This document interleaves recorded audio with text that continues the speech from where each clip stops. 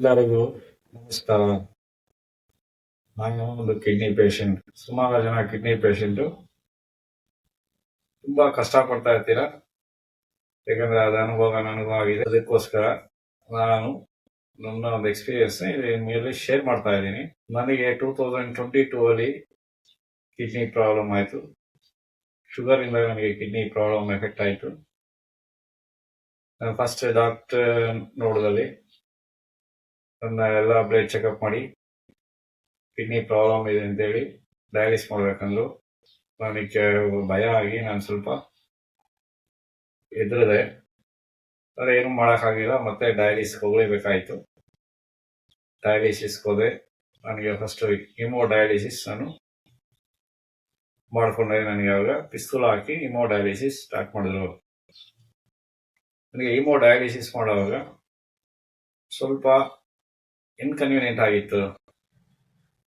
ಯಾಕೆಂದ್ರೆ ನಾನು ಒಂದ್ ದಿವಸ ಬಿಟ್ಟು ಒಂದ್ ದಿವಸ ಹೋಗಿ 4 hours ಬೆಡ್ ಮೇಲೆ ಮಲ್ಕೊಳೋದು ನನಗೆ ಸ್ವಲ್ಪ ಕಷ್ಟ ಆಗಿತ್ತು. ಅದು 4 hours ಹೋಗ್ಬೇಕು, ಕರ್ಕೊಂಡು ಹೋಗ್ಬೇಕು, ಬೆಡ್ ಮೇಲೆ ಮಲ್ಕೊಂಡು 4 hours ಡಯಾಲಿಸಿಸ್ ಮಾಡ್ಕೊಬೇಕು.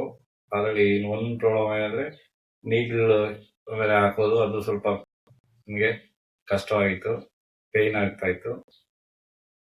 ಆಮೇಲೆ ಏನಂದ್ರೆ ಹಿಮೋ ಡಯಾಲಿಸಿಸ್ ಅಲ್ಲಿ ಪ್ರಾಬ್ಲಮ್ ಏನಂದ್ರೆ ಡಯಾಲಿಸಿಸ್ ಏನೋ ಚೆನ್ನಾಗಿದೆ ಮಾಡ್ತಾ ಇರ್ಬೇಕಾದ್ರೆ ಕೆಲವೊಂದು ಪೇಷಂಟ್ಗೆ ಅಸ್ವಸ್ಥ ಆಗುತ್ತೆ, ಅಂದ್ರೆ BP ಜಾಸ್ತಿ ಆಗುತ್ತೆ, ಲೋ BP ಆಗುತ್ತೆ, ಸುಸ್ತಾಗ್ಬಿಡ್ತಾರೆ ಸ್ವಲ್ಪ ಜನಕ್ಕೆ ತುಂಬಾ ಟೈರ್ಡ್ನೆಸ್ ಆಗುತ್ತೆ. ಸೊ ಈ ತರ ಹಿಮೋ ಡಯಾಲಿಸಿಸ್ ಅಲ್ಲಿ ಪ್ರಾಬ್ಲಮ್ ಇದೆ. ನಾನು 1 ವರ್ಷ ಕಾಲ ಹಿಮೋ ಡಯಾಲಿಸಿಸ್ ಮಾಡ್ಕೊಂಡೆ. ಹಿಂಗೆ ಏನಪ್ಪ ಮಾಡೋದು, ಇಂದ ಹೇಗೆ ಆಚೆ ಬರೋದು ಹೇಗೆ ಅಂತೇಳಿ ಸ್ವಲ್ಪ ಯೋಚನೆ ಮಾಡ್ತಾ ಇದೆ. ಯಾಕಂದ್ರೆ ನಿಮ್ಗೆ ಗೊತ್ತು, ಕಿಡ್ನಿ ಟ್ರಾನ್ಸ್ಪ್ಲಾಂಟ್ ಆ ಸ್ಟೇಜಿಗೆ ಕಿಡ್ನಿ ಎಲ್ಲ ಸಿಗಲ್ಲ. ಕಿಡ್ನಿ ಒಂದು ಯಾರನ್ನ ಫ್ಯಾಮಿಲಿಯಲ್ಲಿ ಕೊಡ್ಬೇಕು, ಇಲ್ಲ ಅಂದ್ರೆ ಹೊರಗಡೆ ಅಂದ್ರೆ ಅದು ನಾವು ರಿಜಿಸ್ಟರ್ ಮಾಡಿದ್ರೆ ಎಷ್ಟೋ ಸಮ್ ಇಯರ್ಸ್ ಆಗುತ್ತೆ. ಕೆಲವೊಂದು ಜಾಗದಲ್ಲಿ 3 years 5 years ಆದ್ಮೇಲೆ ಸಿಗೋದು. ಅಂದ ಗಂಟ ಡಯಾಲಿಸಿಸ್ ಹೆಂಗಪ್ಪ ಮಾಡ್ಕೊಂಡು ಕಷ್ಟ ಆಗ್ಬಿಡ್ತಾ ಇದೆ. ಆಗ ನನಗೆ ನನ್ನ ಫ್ರೆಂಡ್ ಅವರು ಈ ತರ ಪೆರಿಟೋರಿಯಲ್ ಡಯಾಲಿಸಿಸ್ ಅಂತಿದೆ, ಯಾಕೆ ನೀವು ಮಾಡ್ಕೋಬಾರ್ದು ಅಂತ ಹೇಳಿದ್ರು. ಅರೆ ಅದು ಹೇಗೆ ಎತ್ತಂತ ಫಸ್ಟ್ ಭಯ ಬರ್ತಾ ಇದೆ.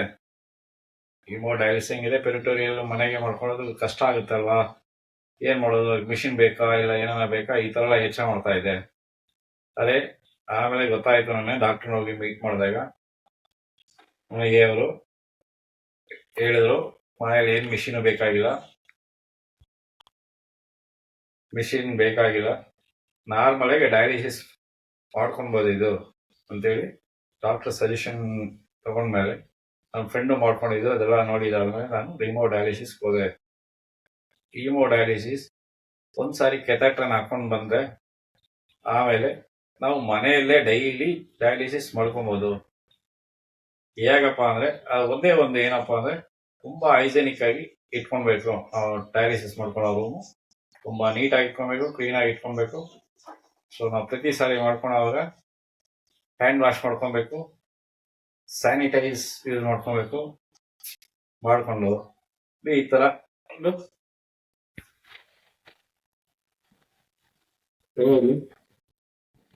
ಬ್ಯಾಗ್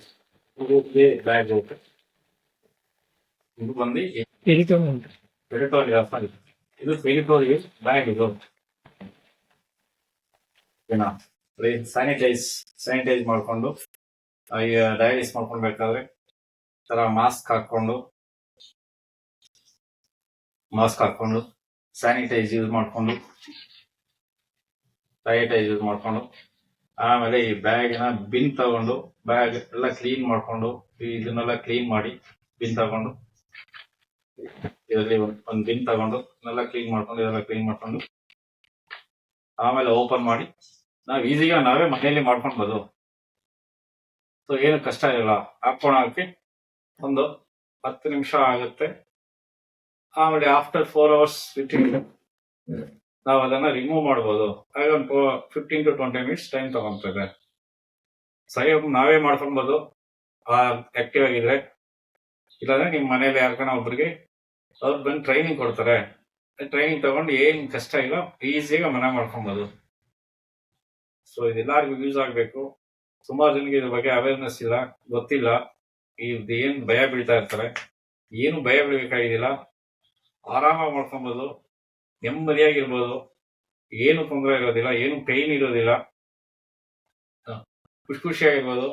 ಆಮೇಲೆ ನೀವು ಡಯಾಲಿಸಿಸ್ ಮಾಡ್ಕೊಂಡು ಎಲ್ಲಿ ಬೇಕಾದ್ರೆ ಓಡಾಡ್ಬೋದು, ಬರ್ಬೋದು, ನಿಮ್ ಕೆಲಸ ಎಲ್ಲ ಮಾಡ್ಕೊಂಡು ಬಂದು ತಿರ್ಗಾ ನೀವು ಬಂದಾಗ ಏನ್ ಮಾಡ್ಬೇಕು, ಮತ್ತೆ ಎಲ್ಲ ಹ್ಯಾಂಡ್ ವಾಶ್ ಮಾಡ್ಕೊಂಡು, ಕೈ ಕಾಲು ತಗೊಂಡು ಹ್ಯಾಂಡ್ ವಾಶ್ ಮಾಡ್ಕೊಂಡು ಸ್ಯಾನಿಟೈಸರ್ ಹಾಕೊಂತ ಟಚ್ ಮಾಡಿ ಮಾಡ್ಕೊಳ್ಬೇಕು. ಮಾಡ್ಕೊಳ್ಳೋ ಟೈಮಲ್ಲಿ ಏನ್ ಬೇಕಾದ್ರೆ ಊಟ ಮಾಡ್ಬೋದು, ಎಲ್ಲಿ ಬೇಕಾದ್ರೆ ಹೋಗ್ಬೋದು, ಯಾವ ತರ ಬೇಕಾದ್ರೆ ಚೆನ್ನಾಗಿ ನಿದ್ದೆ ಮಾಡ್ಬೋದು, ಎಲ್ಲ ಚೆನ್ನಾಗಿದೆ.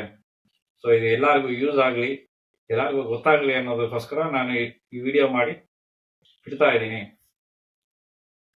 ಸೊ ಇದನ್ನ ನೋಡಿದವರು ಪ್ರತಿಯೊಬ್ಬರು ಎಲ್ಲರಿಗೂ ಶೇರ್ ಮಾಡಿ. ನಿಮ್ಮ ಮನೆಯಲ್ಲಿ ಎಲ್ಲ ಇಲ್ಲ ಯಾರ ನಿಮ್ಮ ಫ್ರೆಂಡ್ಸ್ ಯಾರಿಗಾನ ಈ ತರ ಕಿಡ್ನಿ ಪ್ರಾಬ್ಲಮ್ ಇದೆ, ಅವ್ರೇನೋ ಭಯ ಬೀಳ್ತಾ ಇದೆ, ಅವ್ರೇನೋ ಮಾಡ್ಕೊಬೇಕಂದ್ರೆ ಅವ್ರಿಗೆ ಈ ತರ ಇದೆ ಪೆರಿಟೋರಿಯಲ್ ಡಯಾಲಿಸಿಸ್, ಏನು ಭಯ ಇಲ್ಲ, ಆರಾಮ್ ಮಾಡ್ಕೊಂತೀವಿ, ಶೇರ್ ಮಾಡಿ, ಅವೇರ್ನೆಸ್ ಕ್ರಿಯೇಟ್ ಮಾಡಿ, ಎಲ್ಲರಿಗೂ ಗೊತ್ತಾಗ್ಲಿ. ತುಂಬಾ ಜನ ಇದರಿಂದ ಕಷ್ಟ ಪಡ್ತಾ ಇದಾರೆ, ಪಾಪ ಎಲ್ಲರಿಗೂ ಯೂಸ್ ಮಾಡ್ಕೊಳ್ಳಿ, ಎಲ್ಲರಿಗೂ ಯೂಸ್ ಆಗ್ಲಿ. Thank you very much.